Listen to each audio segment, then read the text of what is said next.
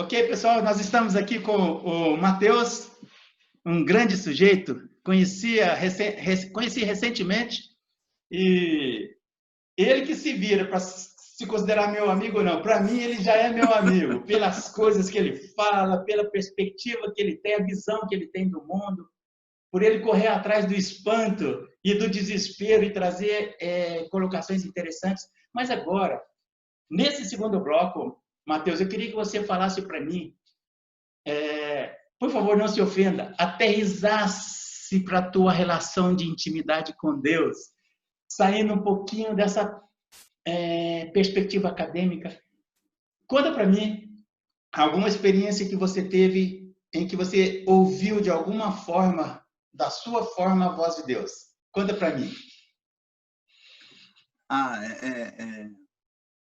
Eu sempre tive uma experiência de fé muito curiosa, porque eu venho de uma tradição pentecostal, então muito espiritualizada, muito focada em poder, onde as pessoas com frequência dizem que ouviram a voz de Deus, e eu nunca ouvi nada. Eu sempre disse que a minha fé era uma fé cética, porque não me é dado experimentar. A minha questão é a questão do pensamento, né? Então, às vezes que eu tive uma experiência profunda, de que eu considero uma experiência profunda de relação com Deus, se dá na experiência com o texto sagrado, né? Com a oração, em muitos sentidos, né? Mas especialmente com o que o texto me diz, com como ele me interpela. Ok. E você é uma pessoa de oração ou você perdeu essa perspectiva ao longo da tua trajetória? Não, eu acredito na oração. Assim, é porque essa pergunta ela é um pouco constrangedora, porque eu tenho déficit de atenção. Então, orar para mim é muito difícil, sabe? Assim, eu sou um pouco ansioso, então parar para orar, como pessoas que ficam horas orando, tem toda uma disciplina de oração. Eu acredito na disciplina espiritual. Eu acho a disciplina, a tradição da disciplina cristã, de meditação, de lectio divina, né? Aquela coisa da leitura orante das escrituras sagradas, me interessa demais. Mas eu gostaria de responder essa pergunta dizendo que assim, eu acredito na oração, né? De uma maneira bem evangélica. Eu acredito no poder da oração e mais ainda no como a oração nos transforma. Os melhores momentos que eu tive de oração, que eu consigo me lembrar agora, são momentos em que eu estava muito ansioso, experimentando algum tipo de crise, e eu orei e isso fez efeito, sabe? Me acalmou. Ok. Você comentou comigo, quando a gente estava batendo papo aí, para agendar a nossa conversa, de um momento especificamente que você estava se preparando, não sei se era para a graduação ou para o mestrado, e que você sentiu Deus com você. Como é que foi isso? Eu costumo dizer que tanto meu ingresso na universidade como o meu ingresso no mestrado foi um milagre, né? Mas eu vou focar mais no mestrado porque eu gosto muito de contar essa história. Eu estudo filosofia da religião, né? Especialmente no mestrado eu estava com um foco bem cristão, assim, né? Eu digo, mais até na defesa da fé do que propriamente intelectual, né? De análise um pouco distante. Desculpa fazer um parênteses, desculpa. Pode fazer. Isso aí a gente chama de estranhamento, né? Na pesquisa, você buscar um certo estranhamento para não contaminar, né? Eu tento sabotar isso. Eu acho que, né, você não pode fazer filosofia e você pensar a partir da tua experiência de mundo. Filosofia diz respeito às suas crenças, ao seu modo de olhar. Quer dizer, ele questiona isso.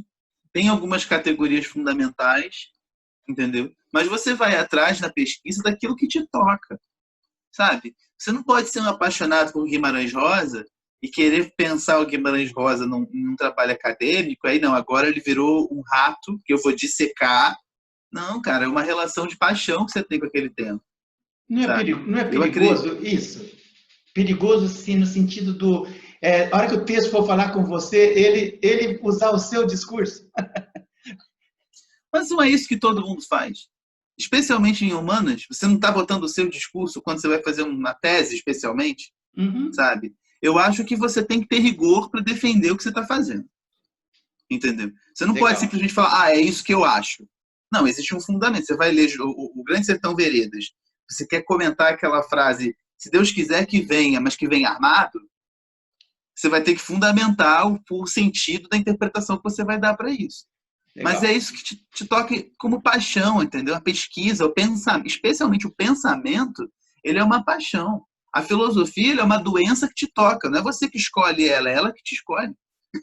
Que Entendeu? legal, cara, que Então, ir legal. atrás da filosofia com esse pensamento de ciência exata, digo assim, sem nenhum detrimento, mas de achar que tudo tem que ser muito lógico, muito mecânico, não pode envolver paixões, eu não acredito muito nisso. Senão, eu acho que vira uma pesquisa fria, pouco relevante, mas o que ela diz para mim? E o que eu quero dizer para as pessoas com o que eu estou fazendo? Esse é meu interesse. Senão, eu não escrevia.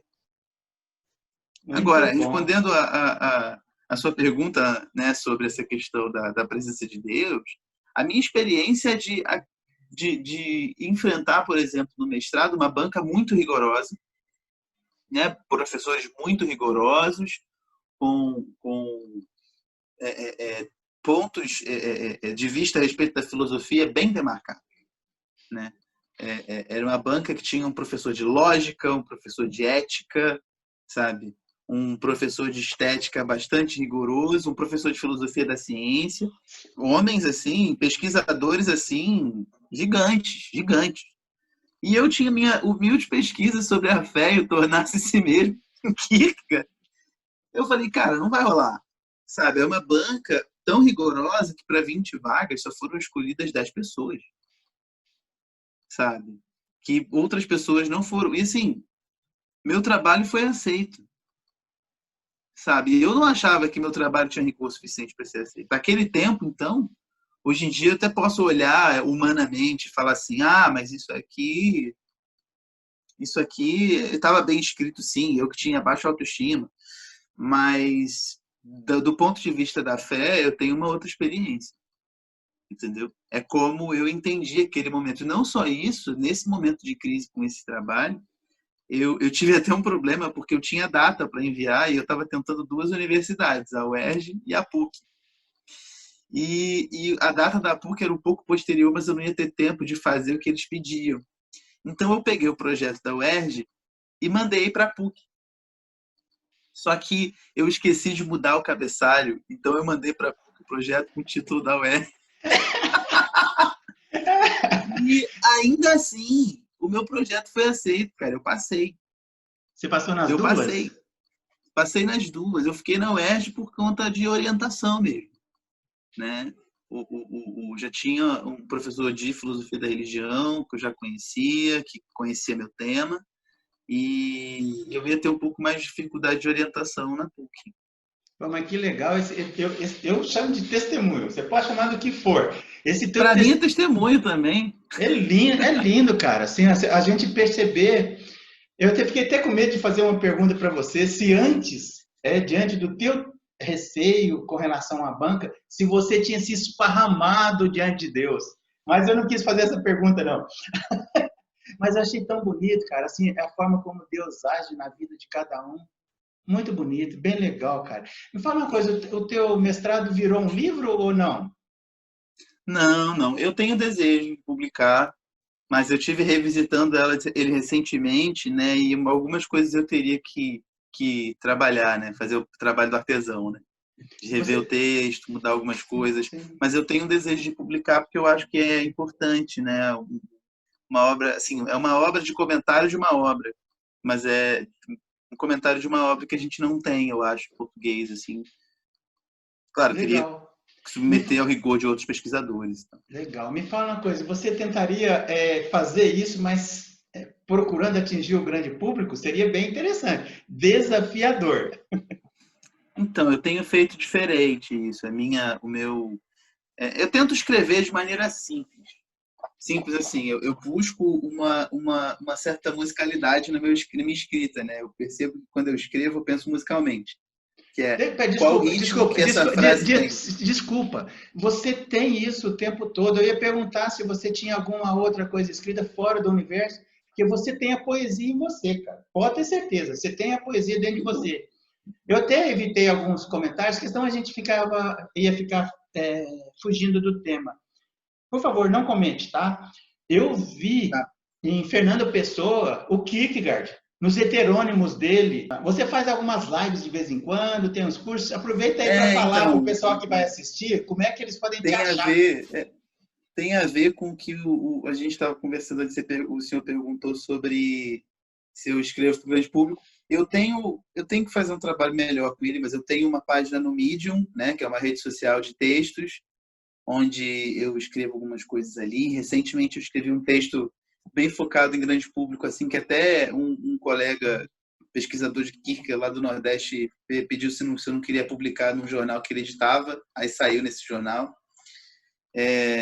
Mas eu estou com esse projeto de fazer filosofia mais para o grande público, né? De produzir conteúdo de filosofia nas redes sociais, na difícil tarefa de comunicar para todos, mas sem perder o rigor, né? Fazer filosofia sem diluir, mas melhorar o acesso, né? Porque é muito necessário. Então, eu e o Diogo Santana, a gente fez umas lives sobre Kierkegaard.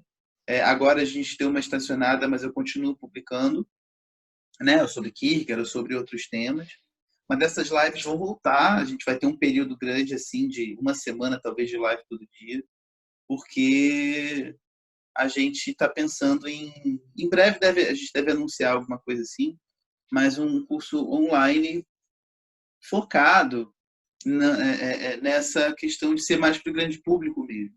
Legal, Né? olha. Eu tenho buscado isso porque a filosofia, me parece, ela é algo que ela é pertinente a todo e qualquer ser humano e necessária, porque é pela filosofia que a gente questiona as nossas crenças, nem que seja para reafirmá-las.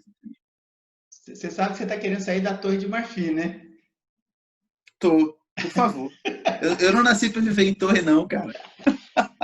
Ô, Matheus, pode ter certeza. Eu estou pretendendo, ainda não comecei também, não. Uma vez por semana, com 2 minutos, eu vou entrar sozinho no meu canal aqui, vou gravar e vou soltar uma vez por semana, fazendo a indicação de algumas conversas que eu achei particularmente interessantes.